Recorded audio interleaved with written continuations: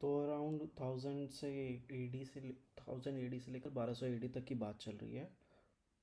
Turks हमें पता चल गया कि वेस्ट और सेंट्रल एशिया के अंदर एक कुछ इस्लामाइज थे, कुछ नहीं थे।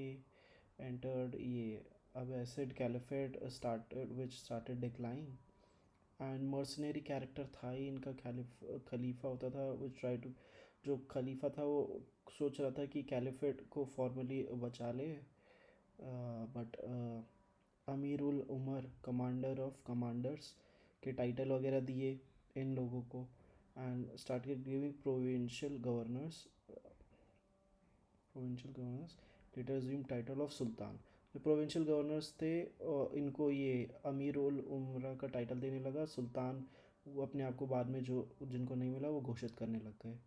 उसके बाद रूथलेस प्लंडर करते थे, क्वालिटी ऑफ हार्सेस की बहुत अच्छी रखते थे। इंडिया में गुज्जर प्रतिहारास गिर रहे थे, कोई सेंट्रल पावर बची नहीं थी। ये रहा मैप उस ज़माने का, उस टाइम पीरियड का। ये गजनविद एम्पायर वगैरह देख सकते हैं हम यहाँ पे। देन इसके बाद ये अब जो पहला इन्वेजन होता है वो है मुस्लिम इन्वेजन मोहम्मद बिन कासिम का 1712 के अंदर, जिसमें ये इंडिया में इन्वेट करता है, सिंध को कॉन्कर कर लेता है।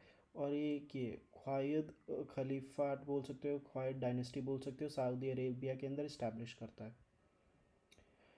इस बंदे ने ओपन कर दिया वेन्यूज़ भैया कि और भी इस्लामिक इन्वेजन्स आ सकें लोगों को। और पता चल गया कि इंडिया में वेल्थ वगैरह बहुत ज़्यादा है, स्टार्टिंग से भी पता ही था, ट्रेड वगैरह अच्छा होता ही था। फिर 10वीं सेंचुरी के अंदर एक सिचुएशन पैदा होती है कि कुछ ये ट्राइब्समैन, सेंट्रल ट्राइब्समैन जो होते हैं जो नेचर की वर्शिप किया करते थे कि कुछ किसी भगवान वगैरह को तो मान नहीं रहे हम भैया, अग्नि वग्नि कोई उस तरीके से ही मान रहे हैं। तो ये समानिद इस्लाम का जो एम्पायर था इसमें क्या बोलते हैं, ये हमला कर देते हैं वहाँ पे उस टाइम पे। इसको बचाने के लिए कुछ गाजी सोल्जर्स आते हैं जो अपने लैंड और रिलीजन के लिए बहुत बहादुरी से लड़ेंगे और फिर जीत जाते हैं। ये मोहम्मद गजनवी उनमें से पहले लीडर हैं उनके। और इनके यहाँ पे एक कोर्ट के पोइट थे, फिजा फिरदौसी, जिसने उस दौरान जब ये सब चल रहा था तो एक बुक किताब लिखी, शाहनामा। इस किताब से वो लोग ट्राइब्समैन जो सेंट्रल थे वो इतने इन्फ्लुएंस हो गए कि उन लोगों ने एक्सेप्ट कर लिया इस्लाम को। और बाद में जाके पता चलता है कि लोग बहुत ही strong defenders and crusaders of Islam बने। इस किताब में ऐसा क्या था, तो इस किताब में एक्चुअली क्या हुआ, उसने लिखा पोएट, ये क्या बोलते हैं, ईरान और तुरानियन स्ट्रगल, ईरान और तुरानियन स्ट्रगल के बारे में रिप्रेजेंट किया मिथिक टेल्स में। And he glorified Iranian heroes in Persian language. तो उन लोगों को लगा यार ये तो बहुत ही बढ़िया, उन लोगों को पसंद आया, तो वो भी मतलब इस्लाम को उन्होंने ऑक्यूपाई कर लिया। देन ये जो मोहम्मद गजनवी था, ये वैसे तो वहाँ वो सेंट्रल एशिया, वो मतलब वेस्टर्न एशिया और ये मिडल ईस्ट वगैरह के साइड में तो हीरो ऑफ इस्लाम था, गाजी स्पिरिट से लड़ते थे। Renaissance of Iranian spirit, Iranian spirit भी बोला जाता था, क्योंकि इसके टाइम पे लोग बहुत से लोग बहुत इन्फ्लुएंस हो गए ये क्या बोलते हैं ईरानियन कल्चर से, पर्शियन एरा से, ज़ोरास्ट्रियनिज़म से, अरेबिक कल्चर से, क्योंकि इसने Islam linked with Arab culture plus Iranian culture. तो जब हम तुर्क्स की बात करते हैं तो देखा जाए पता चलेगा कि सारे ही मुस्लिम नहीं थे, कुछ नॉन मुस्लिम भी थे, ऐसी बात नहीं थी। बट अब इस बंदे की वजह से बहुत सारे लोगों ने इस्लाम को फॉलो करना शुरू किया। फिर अब इन भैया ने, लेकिन इंडिया के अंदर इनकी इमेज क्या बोलते हैं, एक ये भी बोला जाता है कि ऑल्सो पुट्स द ग्रेट सिकन और destroyer of the image of the glory of Islam. But India के अंदर इसको प्लंडरर की तरीके से ही याद किया जाता है, क्योंकि उसने 17 रेड की हमारे मंदिरों पे ही की मेनली। तो कनौज, ये सोमनाथ मंदिर गुजरात के अंदर, कलिंजार मंदिर बुंदेलखंड के अंदर, इतने ईयर्स में। बट उससे भी हमें दिक्कत नहीं थी, इसने मंदिर भी तोड़े, ये वाले जो जिनमें रेड किया उनमें मंदिर तोड़ना भी शुरू किए। बट क्या हुआ कि जब ये लोग आते थे और जाते थे तो जितने भी गांव वगैरह जो पड़ते थे उसमें ये जो लोग वहाँ के सिविलियंस जो रहते थे उनको बहुत इल ट्रीट करते थे, वुमेंस वगैरह को रेप वगैरह करते थे। उस वो सब चीज़ें बहुत नेगेटिव हैं। अदरवाइज़ तो तोड़ना, बिल्डिंगें तोड़ना फोड़ना तो उस ज़माने में चलता ही था। बट इन भाई साहब के टाइम पे क्या हुआ, इनकी लड़ाई हुई इससे, सेल्जुक एम्पायर से। सेल्जुक एम्पायर में अब क्या हुआ, इन लोग, ये जो लोग जिन्होंने ईरान वगैरह इस्टेब्लिश कर लिया था, इन्होंने ही एक सेल्जुक एम्पायर बनाया, क्योंकि इन दोनों को ही एरिया चाहिए था, सीरिया, ईरान, ट्रांस ऑक्सेनिया ऑक्सेनिया वाला। तो इसमें इसका जो बेटा था वो महमूद का जो बेटा था वो हार जाता है, मारा जाता है बेचारा। बट ये, और हाँ, महमूद जब हिंदुस्तान में आता है तो शुरुआत में तो पेशावर और पंजाब के इलाके में ही आएगा, कैपिटल उसने ये पेशावर में ही बनाई, जो इसकी हिंदू रूलर्स की जो थी हमारे, हिंदू शाही रूलर। एक्चुअली क्या हुआ कि ये अगर हम मैप पे देखें तो एक ये हिंदू शाही डायनेस्टी है, ये एग्जैक्टली यहाँ पे, ये वाली हिंदू शाही डायनेस्टी के साथ गजनवीज एम्पायर की वॉर हुई, और इनकी कैपिटल का बताया जा रहा है कि इन हिंदू शाही रूलर से जब पेशावर और पंजाब के इलाके लिए, तो उदबंदा और वाई हिंद इनकी कैपिटल थी। फिर ये जब इंडिया में आता है, आगे बढ़ता है, तो इसे जयपाल मिलता है, जो दो बार इसको हराने की कोशिश करता है, बट दोनों ही बार जयपाल हार जाता है हमारे।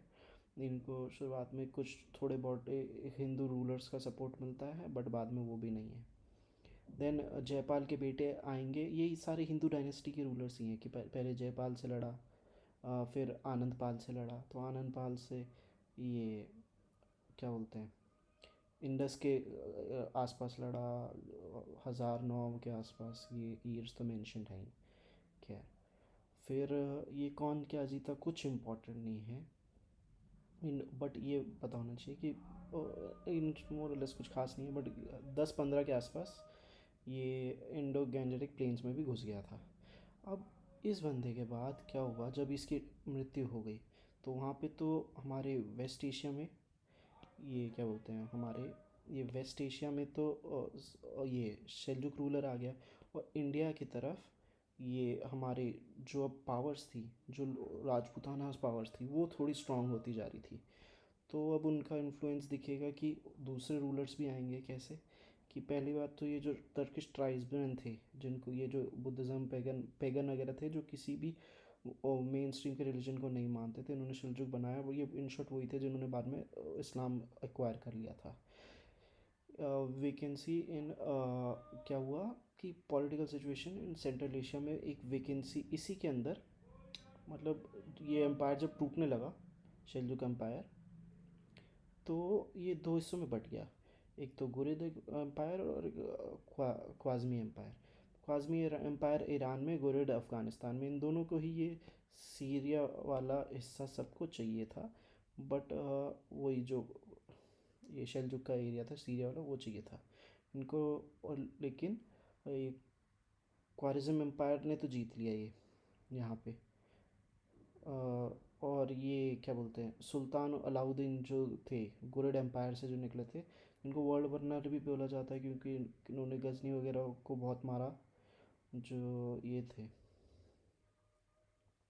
गजनवीज थे, इनको, जिसको गजनी वगैरह, क्योंकि इसकी कैपिटल गजनी में थी ना, मोहम्मद गजनवी की, तो इसने गजनी वगैरह को इसलिए मारा क्योंकि इसके भाई को बहुत इल ट्रीट वगैरह किया था उस तरीके से, पर्सनल गज। देन मोहम्मद गौरी आते हैं इसमें, गुरिड एम्पायर में, ये एक्सपैंड करने की कोशिश तो करते हैं वेस्ट की तरफ, बट ये ख्वारिज़म एम्पायर बहुत ज़्यादा स्ट्रांग होता है, उसको हरा नहीं पाते हैं, तो फिर ये आते हैं हमारे ईस्ट की तरफ, इंडिया में। अब इंडिया की सिचुएशन ऐसी है कि दिल्ली में तोमर्स हैं, ये राजस्थान की तरफ चौहान्स हैं, गुजरात में चालुक्यास हैं, मध्य प्रदेश पे ये पवार्स हैं, और ये ईस्टर्न मध्य प्रदेश, ईस्टर्न ओ यूपी, मतलब इसकी तरफ हैं चंदेलास, ये रे चंदेला, ये चौहान, इसमें जितने भी राजपूत रूलर्स थे इंडिया में, इसने वैसे 1170 से लेकर 1175 तक मुल्तान और उच्च के इलाके हड़प लिए थे, ये पाकिस्तान की तरफ पड़ जाता है।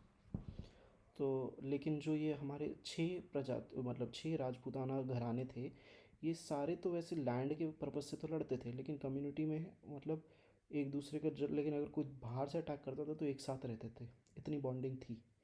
तो और इसमें जो सबसे स्ट्रॉन्ग थे वो थे चौहान अजमेर के, ये चौहान्स, राजस्थान में अजमेर के। फिर इन ये बाकी सारों ने क्या किया, चौहान को ही मदद की थी इनसे, गौरी से लड़ने के लिए। तो इनके सबसे जो धुरंधर जो वो थे और पहले जो लड़े गौरी से बैटल ऑफ तरेन में 1191 में, 1191 में, तो थे पृथ्वीराज चौहान, जिन्होंने ये तबरहिंदा का जो इलाका था वो मतलब अपने पास ही रखा, जीतने नहीं दिया उस तरीके से। बठिंडा, आजकल के टाइम पे बठिंडा पंजाब वाला इलाके की बात चल रही है ये। फिर इसमें ये जब दूसरी बार लड़े ये दोनों, तो अब मोहम्मद गौरी जीत जाएगा। क्यों? क्योंकि जो जयचंद्र है, जयचंद्र ये कन्नौज वाला, जयचंद्र ये गढ़ ढौला जो है, गढ़ ढौलास जो थे, ये कन्नौज वाले, यहाँ का राजा था जयचंद्र। क्योंकि इसकी बेटी को भगा के ले जाते थे, पृथ्वीराज चौहान पहले ही भगा के लेके गए थे। और उस पर एक पृथ्वीराज रासो करके किताब भी लिखी हुई है, उसका भी बताएंगे। तो ये हेल्प नहीं करता है, तो हेल्प नहीं मिल पाती है, तो भैया ये पृथ्वीराज चौहान हार जाते हैं, गौरी की एंट्री हो जाती है। जयचंद्र को तो पहले केयर टेकर बना देता है, गौरी अपना वापस लूट पाट के चले जाता है। फिर लेकिन गौरी दोबारा आएगा, 2 साल बाद ही आ जाता है 1194 में। और ये कुतुबुद्दीन ऐबक को बना देता है फिर दिल्ली का केयर टेकर। अब बोल तो रहे हैं दिल्ली यहाँ पे, लेकिन दिल्ली का सच मतलब दिल्ली नहीं है, ये है लाहौर में थी इसकी कैपिटल कुतुबुद्दीन ऐबक की। इसके बारे में कुछ ही चीज़ें पता होनी चाहिए, भैया ने कोई ऑफिशियल करेंसी तो निकाली नहीं, तो ऐसा दिल्ली डायनेस्टी इन्होंने स्टार्ट नहीं की। और ये जो कॉन्सुलेट था, कंसोलिडेट किया इन्होंने, हाँ सॉरी, सेंट्रल एशिया में, लेकिन उन्होंने जब राज में आए तो कंसोलिडेट करना शुरू किया अपने राज्य को। महोबा का सेंट्रल एशिया में जो इलाका है उसको कब्जा लिया। लेकिन इनके चौहान खेलते हुए एक ये हॉर्स पोलो का गेम होता है जिसमें इनकी मृत्यु हो गई। ठीक है, घोड़े से खेलते खेलते गिर के मर गए इन शॉर्ट। अब यहाँ पे थोड़ा ये और है कि जो ख्वारिज़्म एम्पायर था, अब बैकग्राउंड स्टोरी क्या चल रही है वर्ल्ड में कि गुरिड्स वगैरह तो हरा हरा दिया, गजनी वगैरह सब जीत गई है। ठीक है, एट इल्तुतमिश के टाइम पे भी इनसे लड़ाई हुई थी। इल्तुतमिश इसके बाद आएंगे, ये रहे इल्तुतमिश, ये कुतुबुद्दीन ऐबक के सन इन लॉ थे, इनके बेटे को हरा के आए थे। तो ऐसा कुछ था नहीं कि मतलब बाप का बेटा ही वो मतलब राजा बनेगा, यहाँ पे केवल लोग ही, जो काबिल लोग थे वो ही राजा बनते थे। फिर ये जब अ, गौरी इल्तुतमिश हार गया था ख्वारिज़्म एम्पायर से, क्योंकि वो बहुत स्ट्रांग थे। फिर लेकिन ये इंडस तक तो पहुंच गए थे, ख्वारिज़्म एम्पायर अब इंडस तक पहुंच गया था, तो इसको भी अपनी आर्मी स्ट्रांग करनी थी इल्तुतमिश की। और उसने इसने कैसे कैसे रिफॉर्म्स लाए वो बहुत सारे लेके आया, यूनिक तरीके के, तो वो देखेंगे अभी। बट क्या हुआ कि अब on it's decline by Mongols ने जब इस ख्वारिज़्म एम्पायर को हरा दिया, तो जो जलालुद्दीन था, वो दिल्ली सल्तनत गया। बट दिल्ली सल्तनत ने बोला भैया हम तो असाइलम नहीं दे सकते, हमें मंगोल वगैरह से नहीं लड़ना, आप अपना जाओ। तो ये अपना ये सिस सल सतलुज एरिया में जाके बैठ गया, जो कि लाहौर और सतलुज रिवर के बीच में पड़ता है। वहीं पे फिर मारा गया बेचारा। लेकिन जो मंगोल से हार के जो इस्लामिक प्लेस, अब पूरी दुनिया में जो इस्लामिक प्लेस जो बची थी, क्योंकि ख्वारिज़्म एम्पायर भी गया, मंगोल्स ने ये कुरेड वगैरह सब एक कब्जा कर लिए।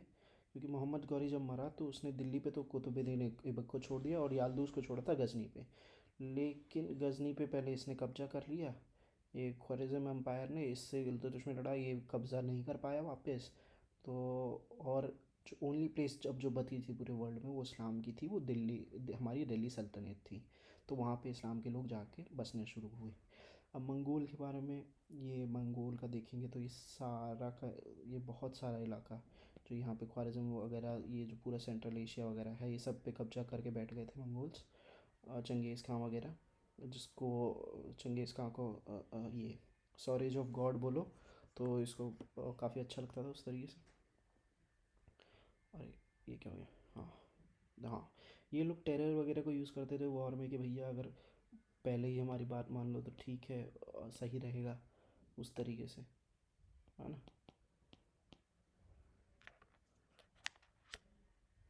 हाँ, तो ये वो सब करने के बाद, शिट, ये क्यों अटक गया,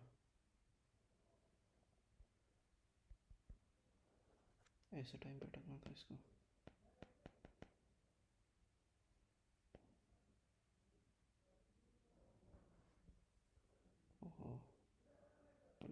no it is not working shit. मैं वीडियो पॉज कर देता हूँ।